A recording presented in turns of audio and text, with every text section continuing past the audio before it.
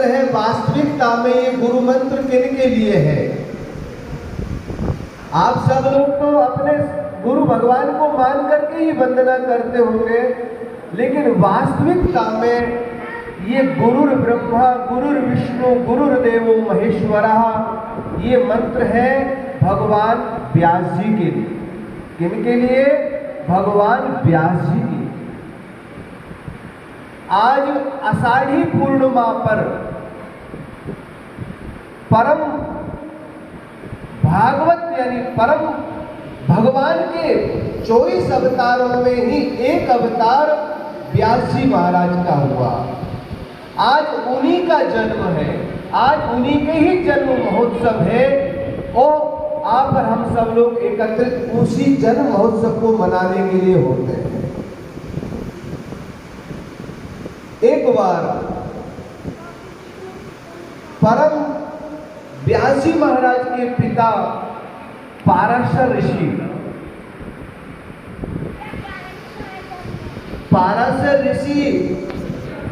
नौका से नदी को पार कर रहे थे। दो जन्म सुनाऊंगा, एक व्यास जी का, एक हनुमान जी का। तो पाराशर ऋषि नौका से नदी को जब पार कर रहे थे बंधुओं, तो नदी को पार कराने वाली एक मत्स्यगंधा नाम की छोटी सी ही कन्या थी। जब ऋषि ने आग्रह किया कि मत्स्यगंधा, हमको आप अपनी नाव के माध्यम से उस पार पहुंचा दो, सायंकाल का वक्त हो गया था। मत्स्यगंधा ने अपने ही कार्य को, कर्मो वै ईश्वरः, हमारे शास्त्र कहते हैं कि हमारा कर्म ही हमारा ईश्वर है। यानी शास्त्र क्या शिक्षा देते हैं?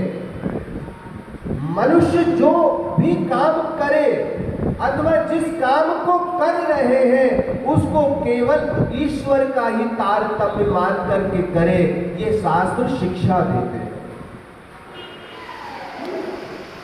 स्व स्व कर्मण्यभिरते संसिद्धिम लभते नरः। भगवान ने ज्ञान दिया अर्जुन, मनुष्य अपने अपने कर्म में ही सिद्धि को प्राप्त कर लेता है। केवल स्वयं के कर्म को ही ईश्वर का ही कार्य समझ करके करे। संगीत वाले उसको ईश्वर समझे, यानी जो व्यक्ति जो कार्य कर रहा है उसे अपने ठाकुर का ही कार्य समझे। अब देखिए, जैसे ही मत्स्यगंधा पाराशर ऋषि को पार कराने के लिए तैयार हो गई, लेकिन बंधुओं इंद्रियां थोड़ी बलवान होती है। पाराशर ऋषि का मन वो कन्या पर चलायमान हो गया और ऋषि आग्रह करने लगे, हे मत्स्यगंधा, मैं चाहता हूं कि तुम्हारे लावण्य सौंदर्य को देख करके मेरा मन विचलित हो गया। ऋषि ने आग्रह किया कि मैं तुमसे मिलन की इच्छा करता हूं। मत्स्यगंधा ने हाथ जोड़ करके कहा, आप बड़े तपस्वी हैं, महापुरुष हैं, आपको इस समय कार्य शोभा नहीं देगा। क्यों? देखो ऋषि, इस समय भगवान शिव अपने गणों सहित सायंकाल के वक्त विहार करते हैं। ऋषिवर, मैं आपसे हाथ जोड़ करके प्रार्थना करती हूँ कि ये समय मिलन का समय नहीं है। लेकिन ऋषि नहीं माने। काम संतप्त हो जाने के कारण ऋषि ने कहा, मत्स्यगंधा, तुमको इस समय दिन का डर है, मैं मेरे योग बल से इस समय को रात्रि में बदल देता हूं। ऋषि ने अपने तपोबल से रात्रि में बदल दिया और ऋषि ने मत्स्यगंधा के साथ में अपना जीवन बिताया। बंधुओं, मत्स्यगंधा ने कहा, देखिए इस समय भूत भावन रुष्ट हो जाएंगे, लेकिन तपोबल से ऐसा स्थापित कर दिया उनके गर्भ में कि भगवान की कृपा, भगवान ही व्यास के रूप में उनके यहाँ प्रकट हुए। आज वही भगवान व्यास जी का जन्मोत्सव है। आज व्यासाय विष्णु रूपाय, व्यास जी कैसे हैं? व्यासाय विष्णु रूपाय अचतुर्वदनो ब्रह्मा, शास्त्र में लिखा है अचतुर्वदनो ब्रह्मा, ब्रह्मा के 4 मुख से ब्रह्मा वेद का गायन करते हैं, लेकिन वेद व्यास जी एक मुख होते हुए भी वेद का उच्चारण करते हैं। अचतुर्वदनो ब्रह्मा द्विबाहुरपो हरि, भगवान चतुर्भुज है, भगवान नारायण चतुर्भुज है, लेकिन व्यास जी महाराज 2 हाथों वाले हैं। तो भी अचतुर्वदनो ब्रह्मा द्विबाहुरपो हरि, 2 हाथ होते हुए भी वो साक्षात हरि है। कौन? व्यास जी महाराज। और अभाल लोचन शंभु भगवान बादरायण, भगवान शिव त्रिनेत्रधारी है, उसके पश्चात भी त्रिनेत्रधारी भगवान शंभु संहार का कार्य करते हैं। ठीक वैसे ही भगवान वेदव्यास जी शिष्य के अंधकार को दूर करते हैं। इन 18 ही पुराणों के रचयिता, यानी मानो जितना भी मिला है, जितना भी प्राप्त हुआ है, ये सब व्यास जी भगवान की ही कृपा है। आज उन्हीं परम वेदव्यास जी महाराज का जन्मोत्सव मनाने आप और हम सब एकत्रित हुए हैं। भगवान ने कहा, भाई अचतुर्वदनो ब्रह्मा,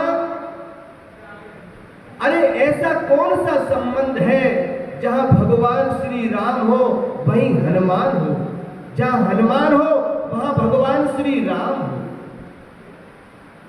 यत्र यत्र रघुनाथ कीर्तनम, जहां जहां भगवान श्री राम का कीर्तन होगा वहां हनुमान जी तत्र तत्र कृतमस्तकांजलि हाथ जोड़ करके उपस्थित हो जाते हैं।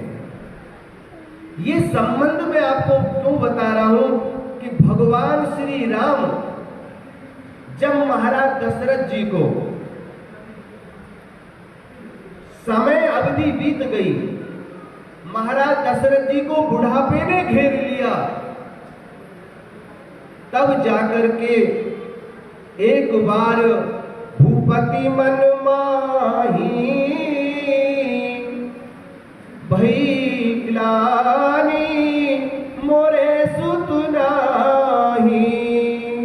महाराज दशरथ जी के मन में एक दिन चिंता सताने लग गई, क्या कि मेरी अवस्था अब अवसान की ओर हो रही है और मेरे घर में भई ग्लानि मेरे सुत नाही। परमात्मा को ऐसा चिंतन किया, हे परमात्मा मेरे यहाँ कोई संतान नहीं है, संतान नहीं होना एक अभिशाप हो गया। महाराज दशरथ जी ने प्रयत्न किया। देखो बहुत समय तक महाराज दशरथ जी अपने गुरु के पास नहीं गए, यानी यहां शिक्षा देता है शास्त्र, छोटे छोटे कार्य के लिए आपको और हमको जल्दी से निस्साह नहीं होना चाहिए, जल्दी से निर्मल नहीं होना चाहिए। पहले अपने आत्म साक्षात्कार, अपने इष्ट भगवान, अपने आत्मा रूपी ठाकुर जी से प्रार्थना करो, वो ठाकुर जी आप पर कृपा अवश्य करेंगे। महाराज दशरथ जी काफी समय तक नहीं गए, लेकिन जब अश्वमेध आदि यज्ञ कर लिया, उसके पश्चात श्रृंगी ऋषि को बुला करके पुत्र काम यज्ञ कराया है। उस यज्ञ से भगवान अग्नि नारायण चरु नाम खीर लेकर के प्रकट हुए हैं।